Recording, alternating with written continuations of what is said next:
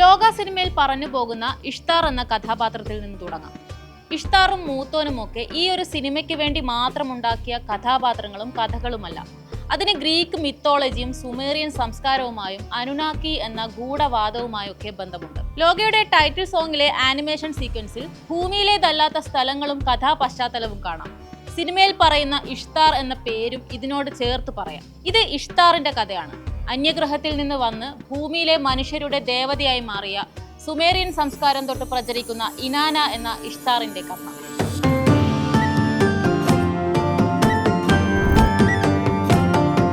എല്ലാത്തിന്റെയും തുടക്കക്കാരെന്ന് സുമേറിയൻ ജനതയെ വിളിക്കാം. ലോകത്തിലെ ആദ്യ നാഗരികതകളിൽ ഒന്നും. പുരാതന മെസപ്പൊട്ടോമിയയിൽ, അതായത് ഇന്നത്തെ ഇറാഖിൽ യൂഫ്രട്ടീസ് ടൈഗ്രീസ് നദികൾക്കിടയിലെ ഫലഭൂയിഷ്ടമായ ഭൂമിയിലാണ് ഈ സംസ്കാരം വികസിച്ചത്. BC 6-ാം സഹസ്രാബ്ദത്തിനും 5-ാം സഹസ്രാബ്ദത്തിനും ഇടയിലുള്ള ചാൽക്കോലിത്തിക് കാലഘട്ടത്തിലും വെങ്കലയുഗം ബ്രോൺസ് ഏജിന്റെ തുടക്ക കാലഘട്ടത്തിലുമാണ് സുമേറിയൻ നാഗരികത ഉയർന്നു വന്നത്. BC 4500-നും 1900-നും ഇടയിൽ സുമേറിയൻ സംസ്കാരം അതിന്റെ ഏറ്റവും ശക്തമായ കാലഘട്ടത്തിൽ. എല്ലാത്തിന്റെയും തുടക്കക്കാരെന്ന് സുമേറിയൻ ജനതയെ വിശേഷിപ്പിക്കാമെന്ന് പറഞ്ഞത് വെറുതെയല്ല. നമ്മുടെ ഇന്നത്തെ ലോകത്തിന്റെ ബേസ് എന്ന് പറയുന്നത് അവരാണ് ഇന്ന് ലോകം ചലിക്കുന്നതിൽ നിർണായകമായ എല്ലാ കണ്ടുപിടുത്തങ്ങളും നടത്തിയത്. മെസപ്പൊട്ടോമിയൻ സംസ്കാരങ്ങളുടെ അടിത്തറ സുമേറിയൻ സംസ്കാരമാണ്. മാത്രമല്ല, എല്ലാ നാഗരികതകളുടെയും കളിത്തോട്ടിലെന്നാണ് സുമേറിയൻ സംസ്കാരത്തെ വിശേഷിപ്പിക്കുന്നത്. ലോകത്തിലെ ഏറ്റവും പഴക്കമുള്ള ലിപിയായ ക്യൂണിഫോം വികസിപ്പിച്ചത് അവരാണ്. ഉറൂക്ക് പോലത്തെ ലോകത്തിലെ ആദ്യ നഗരങ്ങൾ നിർമ്മിച്ചു. ജലസേചന സമ്പ്രദായങ്ങൾ വികസിപ്പിച്ചു.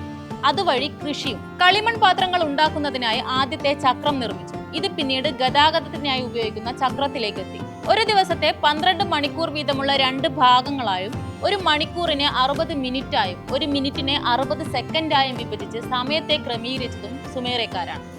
ഈജിപ്തുകാർ പിരമിഡ് ഉണ്ടാക്കുന്നതിന് മുൻപ് സുമേറിയൻ ജനത പിരമിഡുകൾ ഉണ്ടാക്കി. അത് പക്ഷേ ഭരണാധികാരികളുടെ മമ്മി സൂക്ഷിക്കാൻ വേണ്ടിയായിരുന്നില്ല. സിഗറാത്തുകൾ എന്ന് വിളിക്കുന്ന സുമേറിയൻ പിരമിഡുകൾ ആരാധനാലയങ്ങളായിരുന്നു. സുമേറിയൻ ജനതയുടെ വാസ്തുവിദ്യ ആ കാലത്ത് തന്നെ എത്രയോ അഡ്വാൻസ്ഡ് ആയിരുന്നു എന്ന് വ്യക്തമാക്കുന്നതാണ് സിഗറാത്തുകളുടെ രൂപകൽപ്പന. ലോകത്തിലെ ഏറ്റവും പഴക്കം ചെന്ന ഇതിഹാസമായ ഗിൽഗമേഷ് ഇതിഹാസം, എപ്പിക് ഓഫ് ഗിൽഗമേഷ്, സുമേറിയൻ സാഹിത്യത്തിൽ നിന്നുള്ളതാണ്. നേരത്തെ പറഞ്ഞ ഇഷ്താർ ഒക്കെ ഈ ഇതിഹാസത്തിലാണ് വരുന്നത്. അതിലേക്ക് വരാം. സുമേറിയക്കാരുടെ സിഗറാത്തുകൾ എന്ന ആരാധനാലയങ്ങളെ കുറിച്ച് പറഞ്ഞല്ലോ. ബഹുദേവാരാധകരായിരുന്നു അവർ. കാലക്രമേണ സുമേറിയൻ ഭരണഘടനയിൽ മാറ്റങ്ങൾ വന്നിട്ടുണ്ടെങ്കിലും സുമേറിയൻ സംസ്കാരത്തിന്റെ ഭരണം നഗരരാഷ്ട്രങ്ങൾ എന്ന സംവിധാനത്തെ അടിസ്ഥാനമാക്കിയുള്ളതായിരുന്നു. അതായത് ഒരു ഏകീകൃത രാജ്യമായിരുന്നില്ല. ഓരോ നഗരവും സ്വതന്ത്രമായ ഒരു രാഷ്ട്രമായി പ്രവർത്തിച്ചു. ഈ നഗരരാഷ്ട്രങ്ങളുടെ പ്രവർത്തനം അവയുടെ രക്ഷാധികാരികളായ ദേവന്മാർക്കും ദേവതമാർക്കും സമർപ്പിക്കപ്പെട്ട ക്ഷേത്രങ്ങൾ, അതായത് സിഗറാത്തുകളിൽ കേന്ദ്രീകരിച്ചായിരുന്നു. സുമേറിയക്കാർ സാംസ്കാരികമായി മുന്നിട്ട് നിൽക്കുന്നവരാണെന്ന് പറഞ്ഞല്ലോ. കൃത്യമായ ജീവിതശൈലിയും അവർ പുലർത്തിയിരുന്നു. ഇതെങ്ങനെ സംഭവിച്ചു? അതായത് മൃഗതുല്യമായ ജീവിതത്തിൽ നിന്നും മനുഷ്യൻ എന്ന് പറയുന്ന തലത്തിലേക്കുള്ള ഈ സ്വിച്ചിങ് എങ്ങനെ സംഭവിച്ചു? കാലഘട്ടങ്ങൾക്കും പരിണാമങ്ങൾക്കും സയൻസ് കൃത്യമായി മറുപടി നൽകുന്നുണ്ടെങ്കിലും ഈ ഭാഗത്തെത്തുമ്പോൾ ആദ്യത്തെ ഗൂഢസിദ്ധാന്തം പിറവിയെടുക്കുകയാണ്. അനുനാക്കികൾ.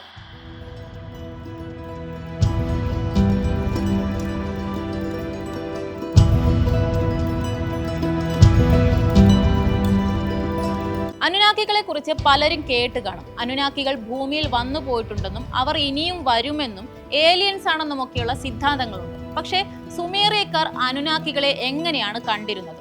സുമേറിയൻ, ബാബിലോണിയൻ, അസീറിയൻ, അക്കേഡിയൻ തുടങ്ങി വിവിധ കാലഘട്ടത്തിലെ മെസപ്പൊട്ടോമിയൻ മേഖലകളിലെ ദേവകളായിരുന്നു അനുനാക്കികൾ. സമൂഹത്തെ രൂപപ്പെടുത്തിയ ദേവകളായാണ് സുമേറിയക്കാർ അനുനാക്കികളെ കണക്കാക്കിയത്. ആകാശത്തിന്റെ ദേവനായ അനുവിന്റെയും ഭൂമിയുടെ ദേവതയായ കീയുടെയും സന്തതികളെയാണ് അനുനാക്കികൾ എന്ന് വിളിക്കുന്നത്. മനുഷ്യന്റെ വിധി നിർണയിക്കുക എന്നതായിരുന്നു അനുനാക്കികളുടെ പ്രധാന ചുമതല. സുമേറിയക്കാർ അവരുടെ ദൈവങ്ങളായ അനുനാക്കികളെ സ്വർഗത്തിൽ നിന്ന് വന്നവരായാണ് കണ്ടിരുന്നത്. ഗിൽഗമേഷിന്റെ ഇതിഹാസത്തിൽ അനുനാക്കികളെ കുറിച്ച് പറയുന്നുണ്ട്. സ്വർഗത്തിൽ നിന്ന് വന്നവരെന്ന് പറയുന്ന അനുനാക്കികളെ കുറിച്ച് ഭൂമിയിൽ ചില നിഗൂഢവാദങ്ങളുമുണ്ട്. അതിൽ പ്രധാനപ്പെട്ടതാണ് സെക്കറിയ സിച്ചിൻ എന്നയാളുടെ സിദ്ധാന്തം. 1976-ൽ 12th പ്ലാനറ്റ് എന്ന പുസ്തകത്തിൽ അനുനാക്കികളെ കുറിച്ച് സിച്ചിൻ ചില വാദങ്ങളും നടത്തുന്നുണ്ട്. സൗരയൂഥത്തിന്റെ അറ്റത്ത് നിബിരു എന്നൊരു ഗ്രഹമുണ്ട്. അവിടെ നിന്ന് പേടകങ്ങളിൽ, അതായത് സ്പേസ് ഷിപ്പിൽ എത്തിയവരായിരുന്നു അനുനാക്കികൾ. അവർ ഇവിടെ എത്തി ഭൂമിയിലെ മനുഷ്യരെ അടിമകളാക്കി. വെറുതെ വന്ന് അടിമകളാക്കുകയായിരുന്നില്ല. അതിനൊരു ജസ്റ്റിഫിക്കേഷൻ ഉണ്ട്. നിബ്രു എന്ന ഗ്രഹത്തിന്റെ നിലനിൽപ്പ് ഭീഷണിയിലായപ്പോൾ അവർക്ക് സർവൈവ് ചെയ്യാൻ അമൂല്യമായ ഒരു മഞ്ഞ ലോഹം ആവശ്യമായിരുന്നു, സ്വർണം. ഈ സ്വർണം തേടിയാണ് അവർ ഭൂമിയിലെത്തിയത്. ഭൂമിയിലെത്തിയ അനുനാക്കികൾ മെസപ്പൊട്ടോമിയയിലെത്തി. സ്വർണം ഖനനം ചെയ്യാൻ അവർക്ക് തൊഴിലാളികളെ വേണമായിരുന്നു. അങ്ങനെ ജനിതക മ്യൂട്ടേഷനിലൂടെ ബുദ്ധിയുള്ള ഒരു വിഭാഗത്തെ അവർ ഉണ്ടാക്കി. അവരാണ് മനുഷ്യർ. സുമേറിയൻ ഗ്രന്ഥങ്ങളിൽ അനുനാക്കികളെ ദൈവങ്ങളായാണ് കാണുന്നതെന്ന് വ്യക്തമായി പറയുന്നുണ്ടെങ്കിലും അവർ അന്യഗ്രഹ ജീവികളാണെന്നോ സ്വർണത്തിനായി മനുഷ്യനെ ഉണ്ടാക്കിയതാണെന്നോ ഈ ഗ്രന്ഥങ്ങളിൽ എവിടെയും വ്യക്തമായി പറയുന്നില്ല.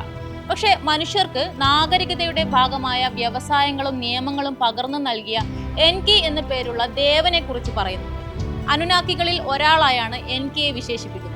പ്രാചീന സുമേറിയക്കാർ ദൈവങ്ങളായി കണ്ട ഈ അന്യഗ്രഹ ജീവികളാണ് സുമേറിയക്കാർക്ക് അവരുടെ അത്യാധുനിക വിജ്ഞാനവും സംസ്കാരവും കൈമാറിയത്. അങ്ങനെയാണ് സുമേറിയക്കാർ ആ കാലഘട്ടത്തിൽ വളരെ അഡ്വാൻസ്ഡ് ആയി മാറിയത് എന്നാണ് ഗൂഢസിദ്ധാന്തം. സുമേറിയൻ മിത്തും അതിൽ അന്യഗ്രഹ ജീവികളെ കുറിച്ചുള്ള ഗൂഢവാദങ്ങളും ചേർത്ത് ഇൻട്രസ്റ്റിംഗ് ആയി രൂപപ്പെടുത്തിയതാണ് സക്കറിയ സിച്ചിന്റെ 12th പ്ലാനറ്റ്. അനുനാക്കികളെ കുറിച്ച് കൂടുതൽ അറിയാൻ ഈ പുസ്തകം മുതൽ വായിച്ചു തുടങ്ങും. പ്രധാനമായും 7 അനുനാക്കികളെ കുറിച്ചാണ് പറയുന്നത്. അവരിൽ സ്ത്രീ ദേവതകളും പുരുഷ ദേവന്മാരുമുണ്ട്. അവരിൽ ഒരാളാണ് ഇഷ്താർ. ലോക സിനിമയിൽ പറയുന്ന അതേ ഇഷ്താർ. അനുനാക്കികളുടെ കൗൺസിലിലെ പ്രധാന ദേവതയായിരുന്നു ഇഷ്താർ. സിനിമയിൽ ഇഷ്താറിനെ മെയിൻ വില്ലനായിട്ടാണല്ലോ പറയുന്നത്. അതിനൊരു കാരണമുണ്ട്. സുമേറിയൻ പുരാണങ്ങളിൽ ദേവതകളുടെ കഥാപാത്ര നിർമ്മിതി വളരെ സങ്കീർണമാണ്. അതിൽ ഏറ്റവും സങ്കീർണമാണ് ഇനാന. ഈ ഇനാന തന്നെയാണ് അക്കാഡിയൻ ബാബിലോണിയൻ സംസ്കാരത്തിലെ ഇഷ്താറും. ഒരേ സമയം സ്നേഹത്തിന്റെയും യുദ്ധത്തിന്റെയും പിറവിയുടെയും സംഹാരത്തിന്റെയും പ്രതികാരത്തിന്റെയും ദേവതയാണ് ഇഷ്താർ. ആകാശത്തിന്റെ റാണിയായി കണക്കാക്കുന്ന ഇനാന വീനസ് ഗ്രഹവുമായി ബന്ധപ്പെട്ടുള്ള മിത്താണ്. സുമേറിയൻ പുരാണങ്ങളിലെ ദൈവങ്ങളുടെ പ്രത്യേകതയായി പറയാവുന്നത് ഈ ദൈവങ്ങൾ മനുഷ്യരെ പോലെ ഇമോഷണലി ഡ്രിവൺ ആണ്. അതായത് ഈ ദൈവങ്ങൾ യുക്തിപരമായി ചിന്തിക്കുന്നതിന് പകരം വൈകാരികമായിട്ടാണ് പ്രതികരിക്കുക. ഇഷ്താറിന്റെ കാര്യം തന്നെ എടുക്കാം. എനർജറ്റിക് ആയ യൂത്ത്ഫുൾ ആയ ഇഷ്താർ അതേസമയം തന്നെ മൂഡിയും പെട്ടെന്ന് മൂഡ് സ്വിങ്സും ഒക്കെ ഉണ്ടാകുന്ന കോംപ്ലക്സ് ആയ ക്യാരക്ടറാണ്. പ്രിയപ്പെട്ടവരെ എന്ത് വില കൊടുത്തും സംരക്ഷിച്ചു നിർത്തുന്ന, സ്നേഹത്തിൽ നിന്നും പെട്ടെന്ന് ശത്രുതയിലേക്ക് മാറുന്ന ഇഷ്താറിന്റെ മൂഡിനനുസരിച്ച് ലോകത്ത് വൻ ദുരന്തങ്ങൾ വരെ ഉണ്ടായിട്ടുണ്ടെന്നാണ് പുരാണം. 8 ഇതളുള്ള നക്ഷത്രം, സിംഹം, ഇതൊക്കെയാണ് ഇഷ്താറിന്റെ ചിഹ്നങ്ങൾ. ഇന്നും ഫെമിനിൻ പവറിന്റെ അടിസ്ഥാനം ഇഷ്താറാണ്. ഇഷ്താറിന്റെ ക്യാരക്ടർ കോംപ്ലക്സിറ്റി വ്യക്തമാക്കുന്ന ഒരു കഥയുണ്ട്. എപ്പിക് ഓഫ് ഗിൽഗമിഷിൽ പറയുന്ന ആ കഥ ഇങ്ങനെയാണ്. അതിസുന്ദരനും ജ്ഞാനിയുമായിരുന്ന ഉറൂക്ക് നഗരത്തിലെ രാജാവാണ് ഗിൽഗമിഷ്. ഗിൽഗമിഷിന്റെ ഓറയിൽ അനുരക്തയായ ഇഷ്താർ അദ്ദേഹത്തോട് പ്രണയാഭ്യർത്ഥന നടത്തുന്നു. എന്നാൽ ഇഷ്താറിന്റെ മുൻ കാമുകന്മാരുടെ വിധി എന്തായിരുന്നുവെന്ന് അറിയാമായിരുന്ന ഗിൽഗമേഷ് ആ പ്രണയാഭ്യർത്ഥന ക്രൂരമായി നിരസിച്ചു. അതോടെ ഈഗോ ഹേർട്ടായ ഇഷ്താർ തന്റെ പിതാവും ആകാശത്തിന്റെ ദേവനുമായ അനുവിന്റെ അടുത്ത് ചെന്ന് ഗിൽഗമേഷിനെ ശിക്ഷിക്കാൻ ആവശ്യപ്പെടുന്നു. ഇഷ്താറിന്റെ കോപത്തെക്കുറിച്ച് വ്യക്തമായി അറിയാമായിരുന്ന പിതാവ് മടിച്ചാണെങ്കിലും ഉറൂക്കിനെ നശിപ്പിക്കാൻ സ്വർഗത്തിലെ കാളയെ അയച്ചു. ഈ കാള ഉറൂക്കിലെത്തി ഒറ്റ ശ്വാസം കൊണ്ട് നദി വറ്റിക്കുകയും ജനങ്ങളെ കൊല്ലുകയും ചെയ്തു.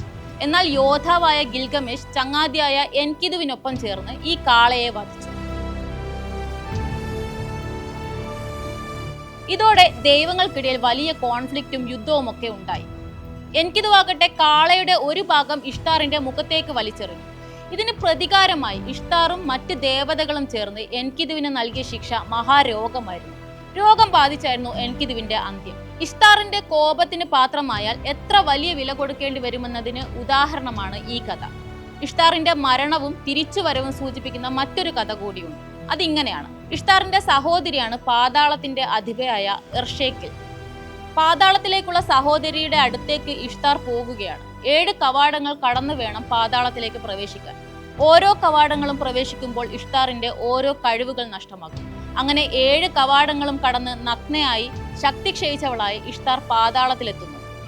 ഇവിടെ വെച്ച് പാതാളത്തിലെ ന്യായാധിപന്മാർ ഇഷ്താറിനെ വധിച്ചു. സഹോദരിയെ കാണാൻ പോകുന്നതിന് മുൻപ് ഇഷ്താർ തന്റെ മാതാപിതാക്കളോടും സഹോദരനും സൂര്യദേവനുമായ ഉതുവിനോടും ഒരു കാര്യം പറഞ്ഞേൽപ്പിച്ചിരുന്നു. 3 രാത്രിയും 3 പകലും കഴിഞ്ഞിട്ടും എന്നെ കണ്ടില്ലെങ്കിൽ എന്തെങ്കിലും സംഭവിച്ചിട്ടുണ്ടാകുമെന്ന് കരുതണം. അങ്ങനെ 3 പകലും 3 രാത്രിയും ഇഷ്താർ പാതാളത്തിൽ മരിച്ചു കിടന്നു. ഇഷ്താറിനെ രക്ഷിക്കാൻ ജ്ഞാനദേവനായ എൻകി ഇടപെട്ടു. ജീവന്റെ അപ്പവും ജലവും നൽകി ഇഷ്താറിനെ പുനർജീവിപ്പിച്ചു എന്നാണ് ആ കഥ. മരിച്ച് പുനർജീവിച്ച ദൈവമാണ് ഇഷ്താർ. മെസപ്പൊട്ടോമിയൻ പുരാണങ്ങളിൽ അന്ത്യമില്ലാത്ത ശക്തിയാണ് ഇഷ്ടാർ. ഇഷ്ടാറിന്റെ ഗ്രഹം ശുക്രനാണെന്ന് നേരത്തെ പറഞ്ഞല്ലോ. ഭൂമിയിൽ നിന്ന് നോക്കുമ്പോൾ സൂര്യനും ചന്ദ്രനും കഴിഞ്ഞാൽ ആകാശത്ത് ഏറ്റവും പ്രഭയോടെ കാണുന്ന ഗ്രഹമാണ് വീനസ്. ഈ ഗ്രഹം ആകാശത്ത് തിളങ്ങുന്നിടത്തോളം ഇഷ്ടാറിന്റെ ശക്തി ക്ഷയിക്കില്ലെന്നാണ് വിശ്വാസം. ലോക സിനിമയുടെ ടൈറ്റിൽ സോങ്ങിൽ കാണുന്ന ആനിമേഷനിൽ ശുക്രൻ എന്ന് തോന്നിക്കുന്ന ഗ്രഹവും അവിടെ ഒരു റാണിയും ഒക്കെ കാണിക്കുന്നുണ്ട്. ഇത് ഇഷ്ടാർ ആണെന്നും ഇഷ്ടാർ അയച്ച ദൂതനാണ് മൂത്തോൻ എന്നൊക്കെ തരത്തിൽ പലരും എക്സ്പ്ലെയിൻ ചെയ്ത് കഴിഞ്ഞതാണ്.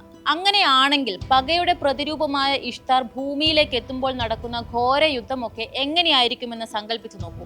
സിനിമയിൽ ഇഷ്താറും മൂത്തോനും എന്നൊക്കെ വെറുതെ അങ്ങ് പറഞ്ഞു പോകുന്നതല്ലെന്ന് വീഡിയോയുടെ തുടക്കത്തിൽ പറഞ്ഞത് ഇതുകൊണ്ടാണ്.